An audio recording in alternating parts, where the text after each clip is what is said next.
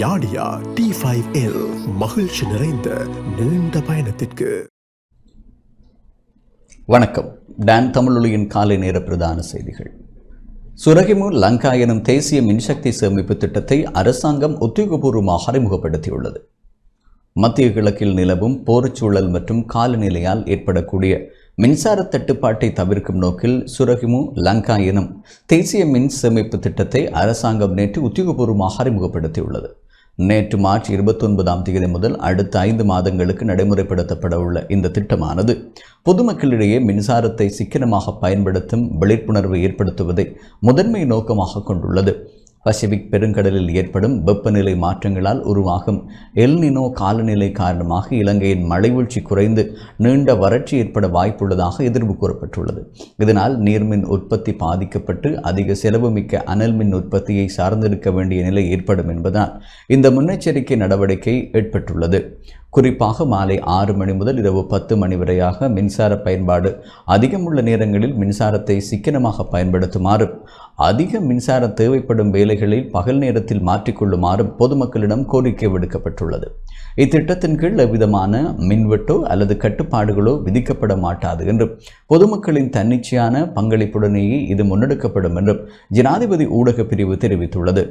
சுரகிமு லங்கா ஒன்றிணைவோம் ஒளிர் விடுவோம் எனும் துணைப்பொருளில் ஆரம்பிக்கப்பட்டுள்ள இந்த வேலை திட்டத்தில் அரசு மற்றும் தனியார் நிறுவனங்கள், சிவில் அமைப்புகள் என பல தரப்பினரும் உள்வாங்கப்பட்டுள்ளனர். உலகளாவிய ரீதியில் ஏற்பட்டுள்ள நிச்சயமற்ற சூழலில் நாட்டில் மின்சக்தி பாதுகாப்பு உறுதிப்படுத்த அனைவரும் ஒத்துழைக்க வேண்டும் என அரசாங்கம் கேட்டுக்கொண்டுள்ளது.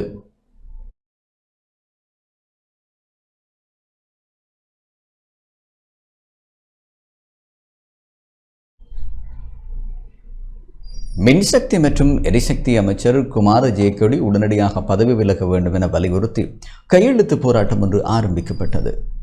மின்சக்தி மற்றும் எரிசக்தி அமைச்சர் குமார ஜெயக்கொடி உடனடியாக பதவி விலக வேண்டும் என வலியுறுத்தி மகரகமையில் நேற்று மக்கள் கையெழுத்து போராட்டம் ஒன்று ஆரம்பிக்கப்பட்டது. நிலக்கரி இறக்குமதியின் போது இடம்பெற்றதாக கூறப்படும் முறைகேடுகள் மற்றும் அமைச்சின் செயலர் உள்ளிட்ட உயர் அதிகாரிகளின் செயல்திறனற்ற போக்கு ஆகியவற்றை முன்வைத்து இந்த போராட்டம் முன்னெடுக்கப்பட்டுள்ளது. மின்சார பாவனையாளர் சங்கத்தினால் ஏற்பாடு செய்யப்பட்ட இந்த நிகழ்வில் கலந்து கொண்டு உரையாற்றிய அச்சங்கத்தின் செயலாளர் சஞ்சீவ தம்மிக்க நிலக்கரி இறக்குமதியில் அமைச்சருக்கு எதிராக எழுந்துள்ள பாரிய ஊழல் குற்றச்சாட்டுகள் குறித்து சுட்டிக்காட்டினார். அமைச்சரையும் அமைச்சின் செயலாளரையும் உடனடியாக பதவியிலிருந்து நீக்க வேண்டும் என்பதே இந்த போராட்டத்தின் பிரதான கோரிக்கையாகும். மகரகமையில் ஆரம்பிக்கப்பட்ட இந்த கையெழுத்து போராட்டம் அடுத்த கட்டமாக கொழும்பு கோட்டை புகையிரத நிலையத்திற்கு முன்பாக முன்னெடுக்கப்பட உள்ளதாகவும் ஏற்பாட்டாளர்கள் தெரிவித்துள்ளனர்.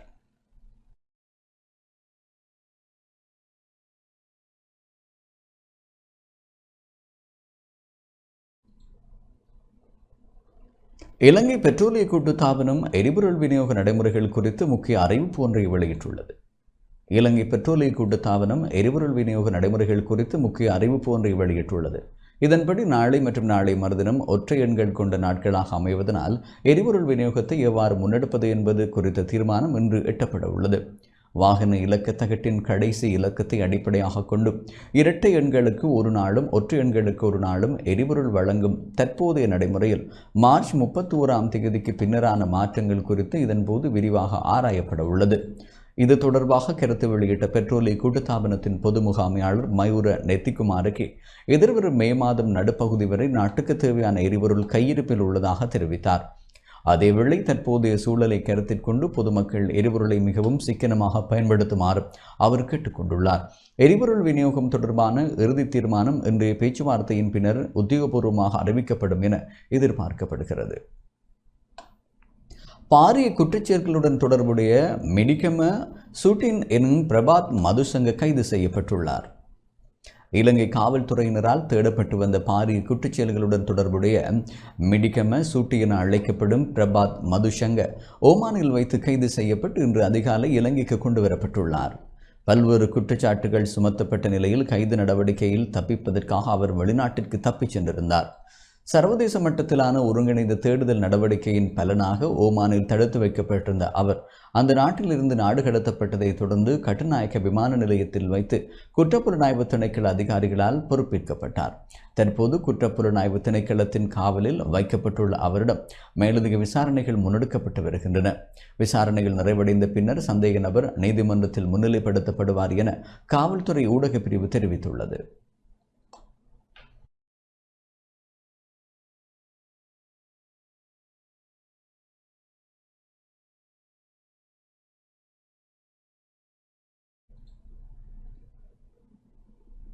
நாடாளுமன்ற தகவல் முறைமை மற்றும் முகாமைத்துவ திணைக்களத்தின் பெண் ஊழியர் ஒருவர் முன்வைத்த முறைப்பாடுகள் தொடர்பான விசாரணையின் பரிந்துரைகள் இதுவரை நடைமுறைப்படுத்தப்படவில்லை என தகவல்கள் வெளியாகியுள்ளன.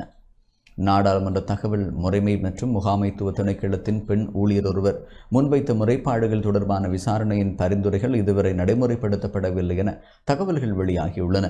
பாலியல் துன்புறுத்தல், ஊதிய உயர்வு மறுப்பு மற்றும் நிர்வாக ரீதியிலான அச்சுறுத்தல்கள் தொடர்பாக ஓய்வு பெற்ற மேல்நீதிமன்ற நீதியரசர் ஷியாதா அலஹபெரும தலைமையிலான விசாரணை நடத்தப்பட்டது. இந்த விசாரணை அறிக்கை கடந்த 2025 நவம்பர் 24 சபாநாயகர் ஜெகத் விக்ரமரட்னவிடம் கையளிக்கப்பட்ட போதிலும் அதில் உள்ள பரிந்துரைகள் இன்னும் கிடப்பில் போடப்பட்டுள்ளதாக தெரிவிக்கப்படுகிறது. குறித்த ஊழியருக்கு 2024 மற்றும் 25 ஆண்டுகளுக்கான ஊதிய உயர்வை உடனடியாக வழங்க வேண்டும் என்றும் அந்த திணைக்களத்தில் உள்ள அனைத்து ஊழியர்களையும் மதிப்பீடு செய்து கண்காணிப்பை பலப்படுத்த வேண்டும் என்றும் நீதியரசர் தனது அறிக்கையில் பரிந்துரைத்திருந்தார். மேலும் பாதிக்கப்பட்ட பெண் ஊழியர்கள் தனது தகுதிக்கு மாறாக விநியோக மற்றும் சேவை அலுவலகத்தில் தற்காலிகமாக பணியமர்த்தப்பட்டிருப்பது முறையற்றது எனவும் அவரை மீண்டும் உரிய பணியில் அமர்த்துமாறும் சுட்டிக்காட்டப்பட்டுள்ளது. பாலியல் துன்புறுத்தல் குற்றச்சாட்டுகள் நிரூபிக்கப்படவில்லை என்றாலும் நேர்முகம் தேர்வின் போது அந்த ஊழியர் பாரபட்சமாக நடத்தப்பட்டிருப்பதை விசாரணை அறிக்கை உறுதிப்படுத்தியுள்ளது.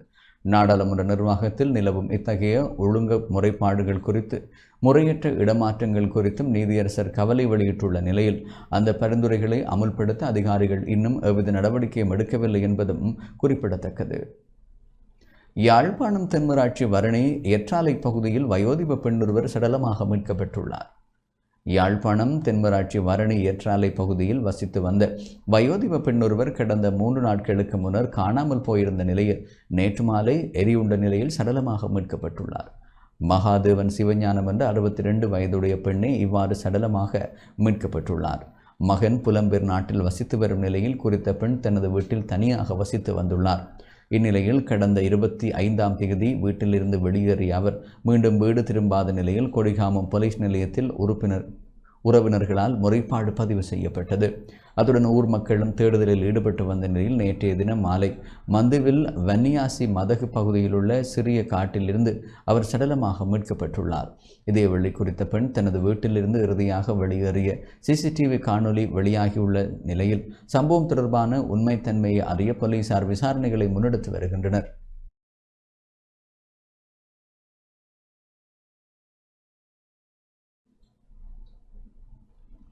மத்திய கிழக்கு யுத்தம் காரணமாக இலங்கைக்கு பல்வேறு கோணங்களில் கடுமையான தாக்கங்கள் ஏற்படும் என எதிர்க்கட்சி தலைவர் சஜித் பிரேமதாச தெரிவித்துள்ளார்.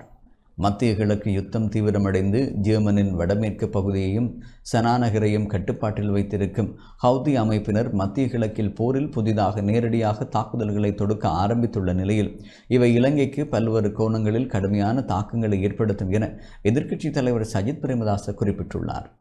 நேற்று அவர் வெளியிட்டுள்ள விசேட உரையில் இதனை தெரிவித்தார். இதன் பிரகாரம் ஃபாப் அல் மந்தாஃப் நீரிணை வழியில் ஹவுதி அமைப்பினர் போர்க்களத்துக்கு வருவதனால் பல தாக்கங்கள் தமது நாட்டில் நேரடி பாதிப்பை ஏற்படுத்தும். செங்கடல், மத்திய தரைக்கடல், அரேபிக்கடல், இந்திய பெருங்கடல் ஆகிய அனைத்தையும் இணைக்கும் இடமாக காணப்படுவதனால் இந்த நீரிணை வழியாக நடைபெறும் சரக்கு போக்குவரத்து கடுமையாக பாதிக்கப்படும். இதனால் எண்ணெய் விலை உயர்வு, கடல் வழி சரக்குகள் போக்குவரத்தில் தாமதங்கள் போன்றன ஏற்படலாம். இதனால் போக்குவரத்து கட்டணம், மின்சார கட்டணம் அதிகரித்து அன்றாட வாழ்க்கை செலவுகளும் அதிகரிக்கலாம். ஃபாஃபல் மந்தாஃப் நீரிணையில் தவிர்த்து செல்ல வேண்டுமெனில்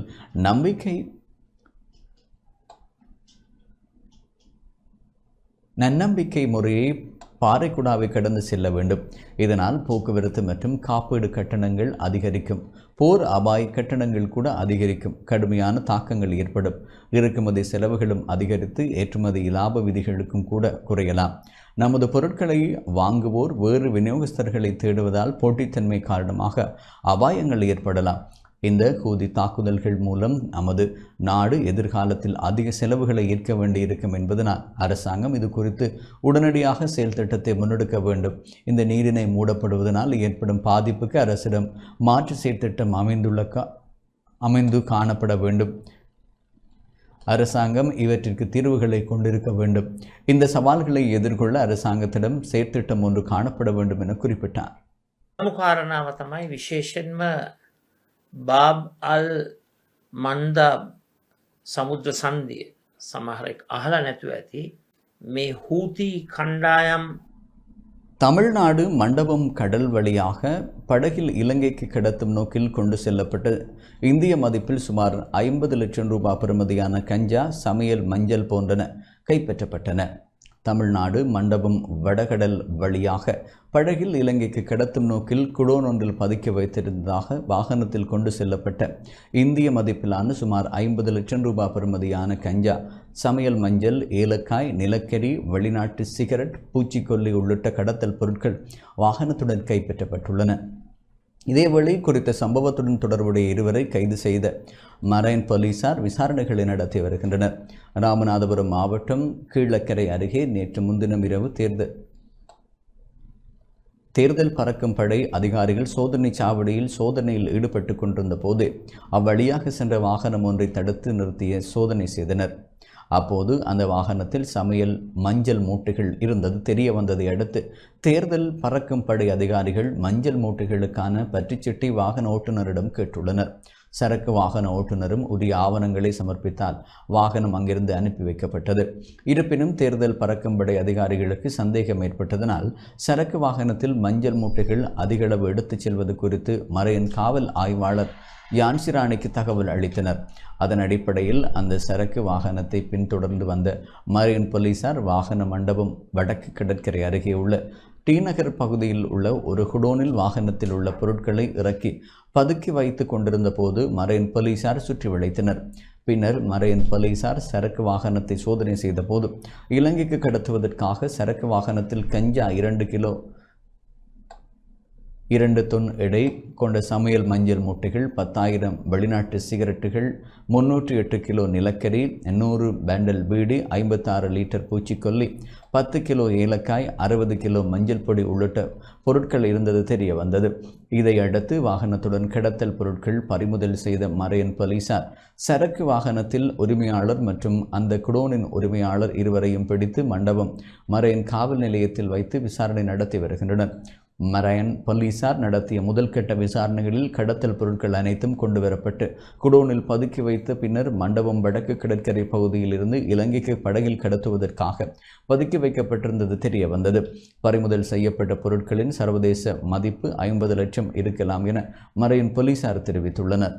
சமையல் மஞ்சள், கஞ்சா உள்ளிட்ட பொருட்கள் கடல் வழியாக இலங்கைக்கு அடிக்கடி கடத்தப்பட்டு வந்த நிலையில் தற்போது முதல் முறையாக நிலக்கரி மூட்டை பிடிக்கப்பட்டுள்ளது. பாதுகாப்பு வட்டார அதிகாரிகள் மத்தியில் கலக்கத்தை இது ஏற்படுத்தியுள்ளது.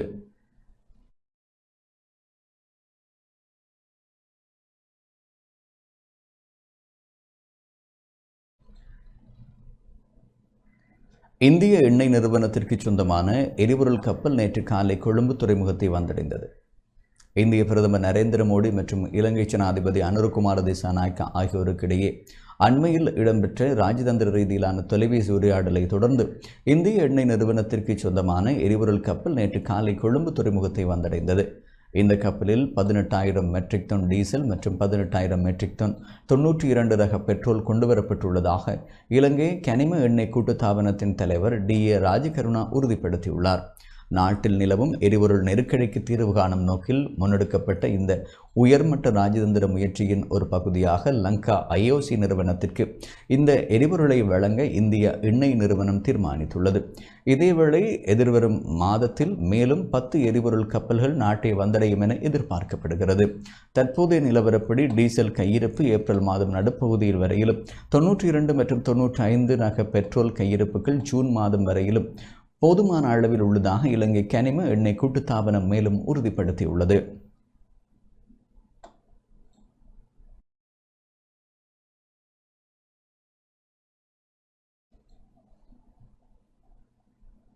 இலங்கைக்கான பயண அபாய எச்சரிக்கையை ஆஸ்திரேலியா அதிகரித்துள்ளதாக இணையதளங்களில் பரவி வரும் செய்திகள் முற்றிலும் தவறானவை என இலங்கைக்கான ஆஸ்திரேலிய உயர்ஸ்தானிகர் தெரிவித்துள்ளார். இலங்கைக்கான பயண அபாய எச்சரிக்கையை ஆஸ்திரேலியா அதிகரித்துள்ளதாக இணையதளங்களில் பரவி வரும் செய்திகள் முற்றிலும் தவறானவை என இலங்கைக்கான ஆஸ்திரேலிய உயர்ஸ்தானிகர் மெத்யூ டக்வொர்த் தெரிவித்துள்ளார். கொழும்பு சினமன் லைஃப் விடுதியில் நடைபெற்ற புதிய டிஜிட்டல் செய்தி தளத்தின் அங்குரார்ப்பண நிகழ்வில் கலந்து கொண்டு உரையாற்றும் போதே அவர் இதனை தெரிவித்தார். இலங்கைக்கு வரவுள்ள ஆஸ்திரேலியா சுற்றுலா பயணிகள் எண்ணிக்கையையும் அதிகரிக்க அரசாங்கம் எடுத்து வரும் முயற்சிகளை இவ்வாறான தவறான செய்திகள் சீர்குலைக்கக்கூடும் என அவர் கவலை வெளியிட்டார். இத்தகைய அடிப்படையற்ற செய்திகள் இரு நாடுகளுக்கும் இடையிலான நம்பிக்கையை குறைப்பதுடன் தேவையற்ற சந்தேகங்களையும் உருவாக்கும் என சுட்டிக்காட்டிய அவர் ஊடகங்கள் பொறுப்புணர்வுடன் செயற்பட வேண்டும் எனவும் கேட்டுக்கொண்டார். ஆஸ்திரேலியா மற்றும் இலங்கைக்கிடையிலே கடந்த 70 ஆண்டுகளுக்கு மேலாக நிலவி வரும் வலுவான உறவை இந்த நிகழ்வின் போது நினைவு கூர்ந்த உயர்ஸ்தானிகர் இரு நாட்டு ஊடகவியலாளர்களையும் இணைக்கும் இணையதளம் ஒரு புதிய பாலமாக அமையும் என நம்பிக்கை வெளியிட்டார். 1950களில் ஆஸ்திரேலிய பிரஜையான கிளின்ஃபோர்ட் டொட்ஸ் என்பவர் இலங்கையின் முதல் தலைமுறை வானொலி ஊடகவியலாளர்களுக்கு பயிற்சி அளித்த வரலாற்று தொடர்பையும் அவர் இதன்போது சுட்டிக்காட்டினார். கல்வி, வர்த்தகம், கலாச்சாரம் மற்றும் சுற்றுலா போன்ற துறைகளில் இரு நாடுகளுக்கும் இடையிலான நம்பிக்கையான தகவல்களை பரிமாறிக்கொள்வதே இந்த டிஜிட்டல் தளத்தின் முக்கிய நோக்கம் என ஊடகவியலாளர் சங்கத்தின் செயலாளர் அனுஷா மௌரின் தெரிவித்தார். இந்நிகழ்வில் வெளிவிவகார அமைச்சின் பிரத்யேக செயலாளர், ஜனாதிபதி செயலகத்தின் சர்வதேச ஊடக பணிப்பாளர் மற்றும் முக்கிய ராஜதந்திரிகள் பலரும் இதில் கலந்து கொண்டனர்.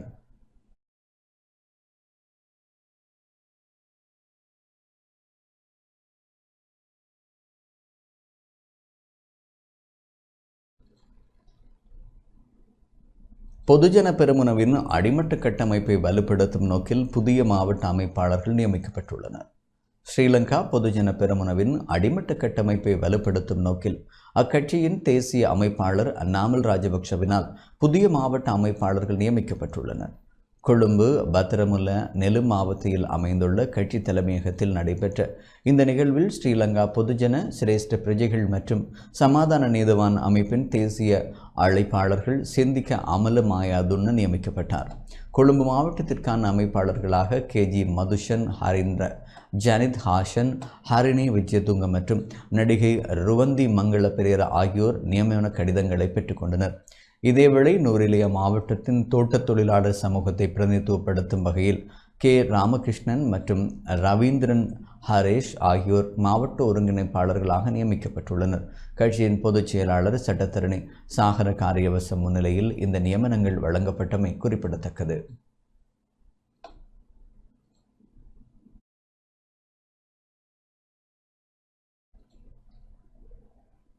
யாழ்ப்பாணம் பருத்தித்துறை வர்த்தக சங்கத்திற்கு புதிய நிர்வாகம் தெரிவு செய்யப்பட்டுள்ளது. யாழ்ப்பாணம் பருத்தித்துறை வர்த்தக சங்கத்தின் வருடாந்த பொதுக்கூட்டமும் புதிய நிர்வாக தெரிவும் இடம்பெற்றது. பருத்தித்துறை நவீன சந்தை கட்டிட தொகுதியின் முதல் தளத்தில் உள்ள வர்த்தக சங்க அலுவலகத்தில் சங்க தலைவர் ராஜேஷ் தலைமையில் கூட்டம் இடம்பெற்றது.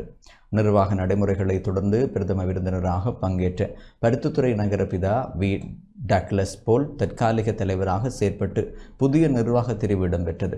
இதன்போது இரா மயூரதன் தலைவராகவும், ஸ்ரீ பிரகாஷ் செயலாளராகவும், ஆதித்யன் பொருளாளராகவும் தெரிவு செய்யப்பட்டார். தொடர்ந்து உபதலைவர், உப செயலாளர் மற்றும் நிர்வாக உறுப்பினர்களும் தெரிவு செய்யப்பட்டனர்.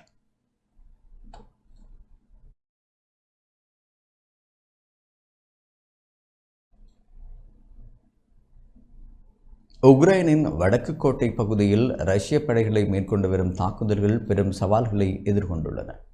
உக்ரைனின் வடக்கு கோட்டை பகுதியில் ரஷ்ய படைகள் மேற்கொண்டு வரும் தாக்குதல்கள் பெரும் சவால்களை எதிர்கொண்டுள்ளன.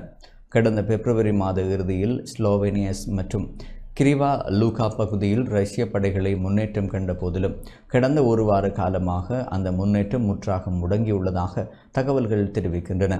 ஸ்லோவின்ஸ்க் மற்றும் கிராம்டோஸ்க் ஆகிய முக்கிய நகரங்களை இலக்கு வைத்து நடத்தப்படும் ரஷ்யாவின் நேரடி தாக்குதல்கள் போதிய பக்கபலமாக படை ஆதரவு இல்லாத காரணத்தினால் பெரும் உயிரிழப்புகளை ஏற்படுத்தி வருவதாக இராணுவ ஆய்வாளர்கள் தெரிவித்துள்ளனர். இதேவேளை போர்க்களத்தில் உக்ரைனின் தற்காப்பு அரண்கள் சரிந்து வருவதாக ரஷ்யா மேற்கொள்ளும் பரப்புரை மாறாக பல இடங்களில் ரஷ்ய படைகளின் வேகம் குறைந்துள்ளதோடு சில பகுதிகளில் உக்ரைனிய படைகள் முன்னேறி வருவதாகவும் செய்திகள் வெளியாகியுள்ளன. இதற்கிடையே கடந்த மார்ச் 28 மற்றும் 29ஆம் தேதிகளில் உக்ரைன் மீது ரஷ்யா மிகப்பெரிய வான்வழி தாக்குதல்களை முன்னெடுத்தது. ஹின்சல் ஏவுகணை மற்றும் நூற்றுக்கணக்கான ட்ரோன்கள் மூலம் நடத்தப்பட்ட இந்த தாக்குதலில் பொதுமக்களின் குடியிருப்புகள், விவசாய நிலங்கள் மற்றும் பொழுதுபோக்கு மையங்கள் இலக்கு வைக்கப்பட்டுள்ளன. இந்த தாக்குதல்களில் ஒரு சிறுவன் உயிரிழந்ததுடன் 8 சிறுவர்கள் உட்பட 10க்கும் மேற்பட்ட பொதுமக்கள் காயமடைந்துள்ளனர். உக்ரைன் ஜனாதிபதி விலோடிமிர் செலன்ஸ்கி இது குறித்து தெரிவிக்கையில், கடந்த ஒரு வாரத்தில் மட்டும் சுமார் 3000 ட்ரோன்கள் மற்றும் 1400க்கும் அதிகமான வான்வழி குண்டுகளை ரஷ்யா ஏவியுள்ளதாக குறிப்பிட்டார். மறுபுறம் ரஷ்யாவின் எண்ணெய் சுத்திகரிப்பு நிலையங்கள் மற்றும் பாதுகாப்பு உள்கட்டமைப்புகளுக்கு இலக்கு வைத்து உக்ரைனிய படைகள் தொடர்ச்சியாக வான்வழி தாக்குதல்களை நடத்தி வருகின்றன. லெனின்ஸ்கிராட் பகுதியில் உள்ள ரஷ்யாவின் எண்ணெய் ஆலைகள் மீது கடந்த ஒரு வாரத்தில் மட்டும் 5 முறை தாக்குதல்கள் நடத்தப்பட்டுள்ளமை குறிப்பிடத்தக்கது. ரஷ்யாவின் தீவிரமடைந்து வரும் இந்த தாக்குதல்களை சமாளிக்க மேற்கத்திய நாடுகளின் வான் பாதுகாப்பு தளவாடங்களின் உதவி உக்ரைனுக்கு மிக அவசியமான ஒன்றாக பார்க்கப்படுகிறது.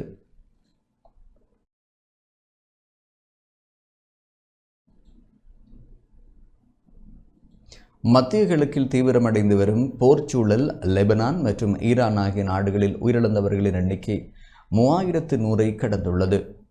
மத்திய கிழக்கில் தீவிரமடைந்து வரும் போர்ச்சூழலில் லெபனான் மற்றும் ஈரான் ஆகிய நாடுகளில் உயிரிழந்தவர்களின் எண்ணிக்கை 3100ஐ கடந்துள்ளதாக தகவல்கள் வெளியாகியுள்ளன. லெபனான் சுகாதார அமைச்சகம் வெளியிட்டுள்ள அறிக்கையின்படி கடந்த மார்ச் 2ஆம் தேதி முதல் இஸ்ரேல் நடத்தி வரும் தாக்குதல்களில் 124 குழந்தைகள் உட்பட குறைந்தது 1238 பேர் உயிரிழந்துள்ளனர். தெற்கு லெபனான் உள்ளிட்ட பல பகுதிகளில் இடைவிடாது நடத்தப்படும் குண்டுவீச்சுக்களால் இந்த உயிரிழப்புகள் முன்னெப்போதும் இல்லாத வகையில் அதிகரித்து வருகின்றன. இதேவேளை ஈரானிய ரெட் கிரஷ் என்ற அமைப்பு வெளியிட்டுள்ள புள்ளி விவரங்களின்படி கடந்த பிப்ரவரி 28ஆம் தேதி முதல் ஈரானில் நடத்தப்பட்ட பல்வேறு தாக்குதல்களில் சிக்கி இதுவரை சுமார் 1900 பேர் உயிரிழந்துள்ளனர். பிப்ரவரி மாத இறுதியில் போர் தீவிரமடைந்ததிலிருந்து ஆயிரக்கணக்கானோர் உயிரிழந்ததுடன் மில்லியன் கணக்கான மக்கள் தங்கள் இருப்பிடங்களை விட்டு இடம்பெயர்ந்துள்ளதாகவும் சர்வதேச அமைப்புகள் கவலை தெரிவித்துள்ளன. பிராந்திய ரீதியாக விரிவடைந்து வரும் இந்த மோதலால் மனிதாபிமான நெருக்கடி மேலும் மோசமடைந்து வருவதும் குறிப்பிடத்தக்கது.